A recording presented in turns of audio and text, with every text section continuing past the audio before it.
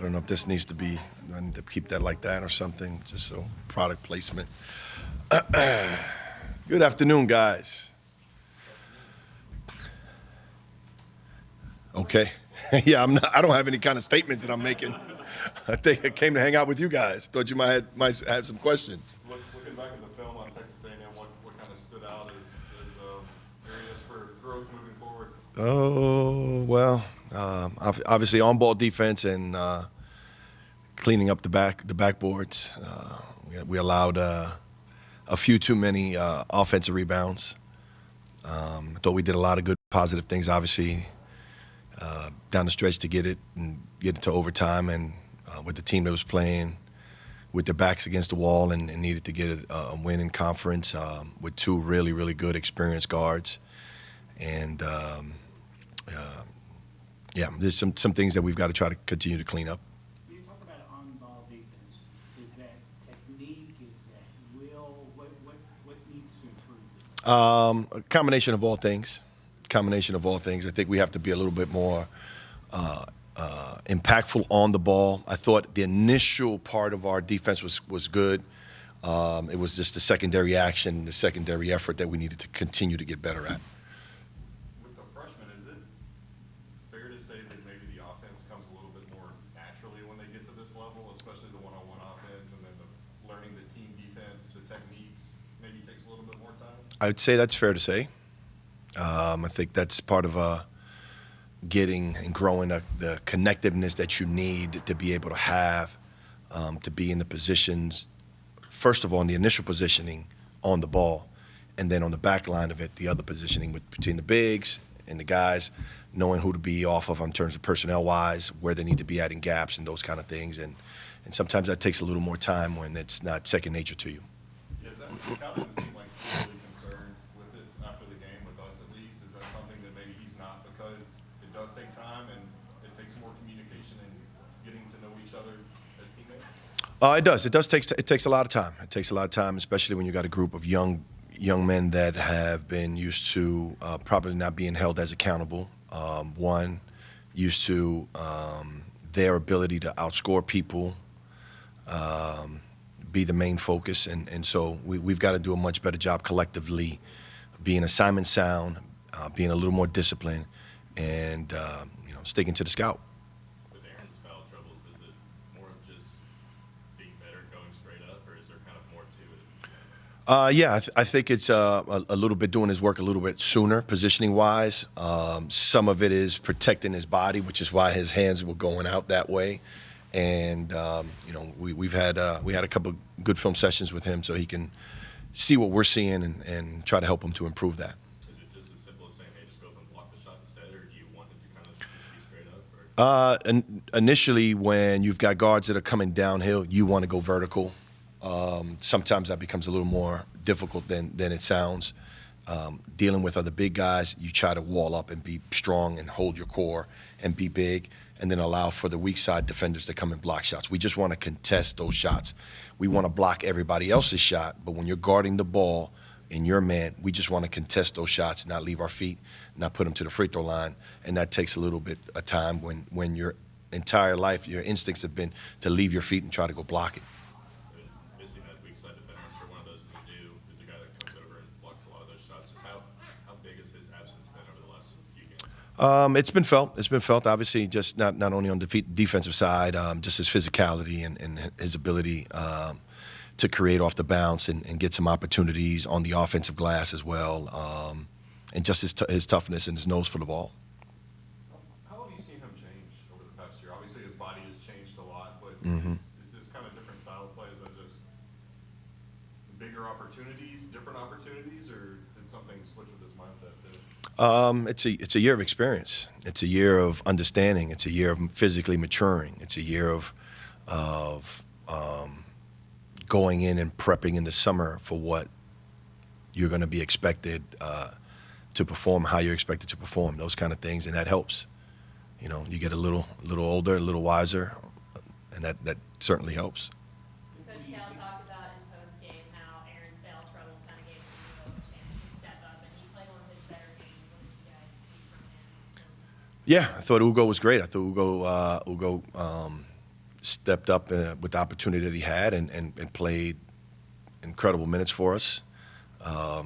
He rebounded the ball, he blocked shots, and he made some plays offensively, which is what we know he's capable of doing.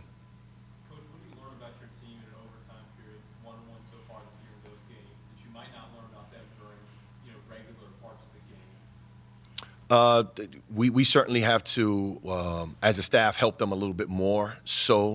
And coaches have different philosophies, and Cal's philosophy is always allowed the players to go make those plays.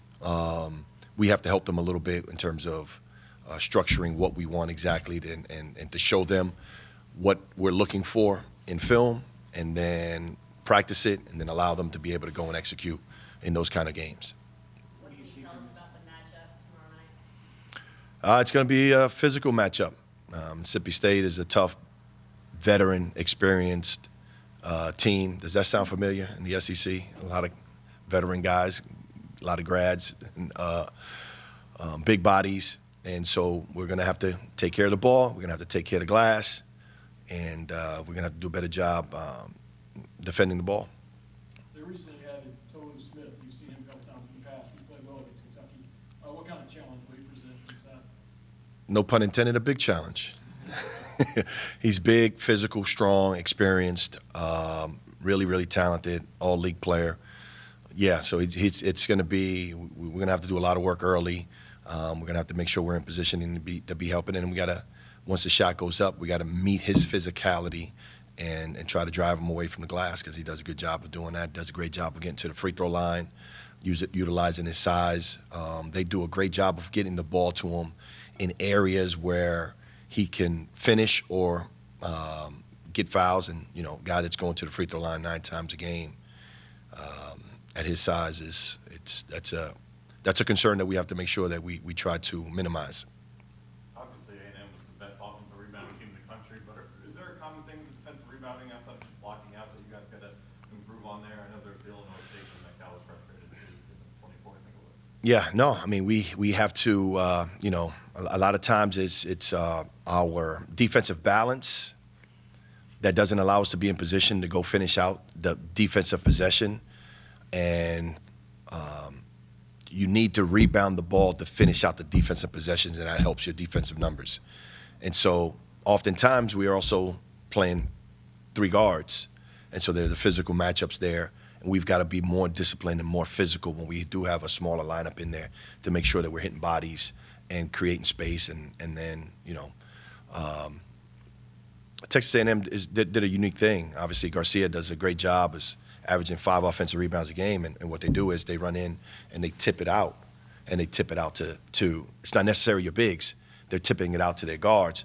And with our guards running in, their guards are standing out. They're the ones that are receiving the ball. So there was, numerous of those opportunities that were long tip out that you're not necessarily getting a hold of. And so we've got to do a better job on the initial rebound to snatch it and secure it so that they can't tip it out. Orlando, you guys played a total of 85 minutes last week, and of that, Trey was only on the floor for not 1 minute. And so is there anything with the dude maybe still not being available that you guys can do to get him off the floor, or is he just going to have to keep playing?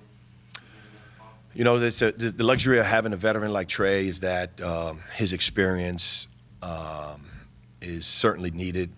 Both he and Antonio a lot. Obviously, they play the most minutes on the team, but we do have to find time for some other guys to be able to step in and help us, whether that be Aaron at some 4 and playing a big lineup, or whether that be Justin Moore at some 4, or even Jordan, who's been getting better every day in practice and working his tail off for those opportunities. And when we put those guys in there, they have to be able to capitalize some, so that it does take a little bit off of Trey and allow some of those other guys to step in. We've seen this team bounce back from wins so far this year. What's the mindset been in practice so far, and what do you guys? What's the mindset going into the game tomorrow? It's this past few days has been all about learning. It's been about defense. It's been about working on technique. It's been about holding them accountable in terms of there being assignment sound of what we need for this team collectively to be able to do. Scoring 90 is obviously fantastic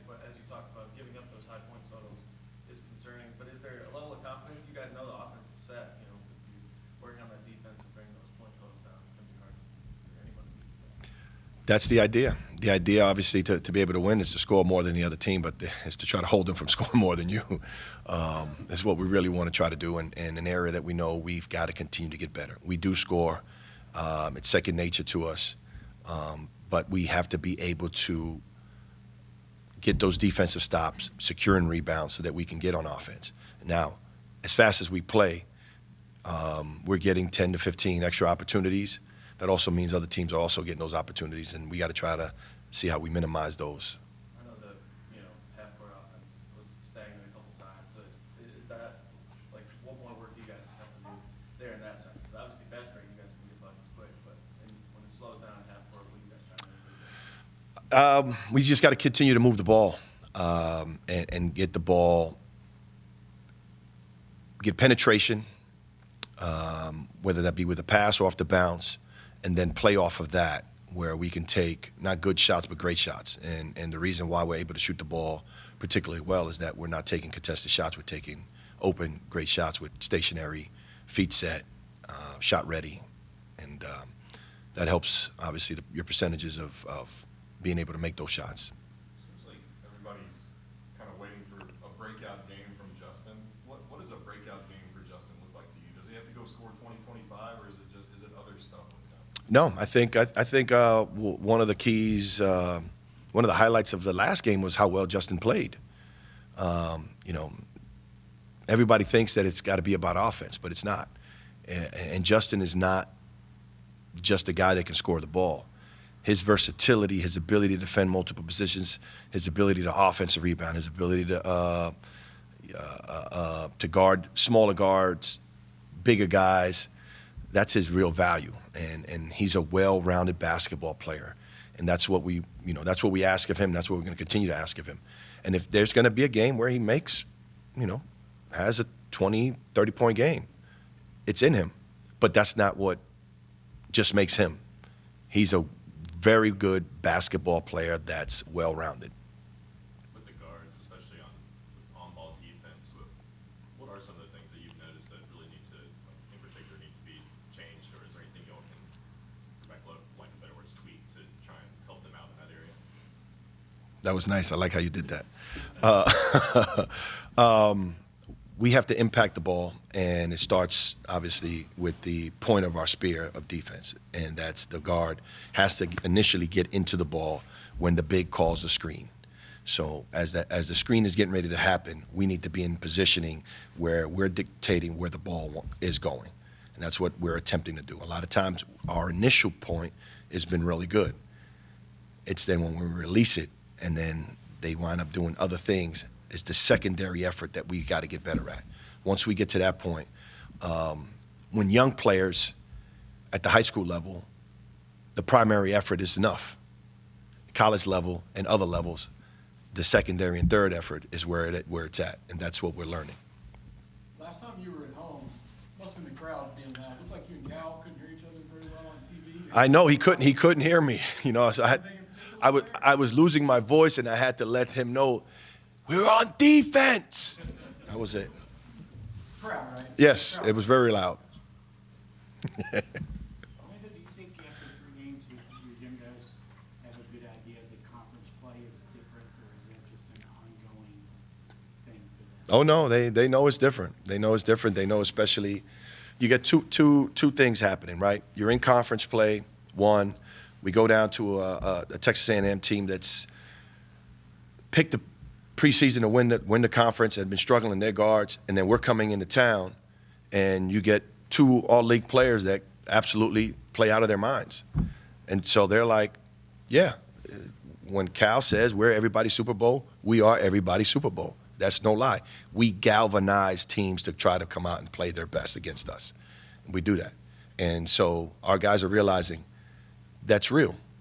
That's really real. And now you're in conference and becomes, stakes are a little bit higher, and the beauty of it is our guys are up for the challenge. Obviously, you take a team that played that well, it shot career numbers and all those things, and you still have a chance to beat them. We're right there. We just have to do a couple little things to help ourselves finish out those kind of games, high-level games. How different is it for you personally seeing the SEC now as opposed to when you Yeah. You know, I know we didn't go past opponents that first time, but it's a lot tougher now than it was back then. It seems like. Absolutely. And I think it's the presence of Cal being in the league. That's without a doubt. Kentucky being what Kentucky is has raised the floor in the whole conference. I think that's fair to say. It's easy to say. Everybody's recruiting has improved. Everybody's coaching has improved, and you see it up and down. It's exciting and it's fun for the fans, right? But for the coaches, yeah. You start getting a lot more grays. You know what I'm saying? With all the recruiting and keeping up with other teams and your own team, how much sleep we get at night this time of year? What's that? How much sleep you get at night? Yeah, what's that? We nap. Good? All right, guys, thanks.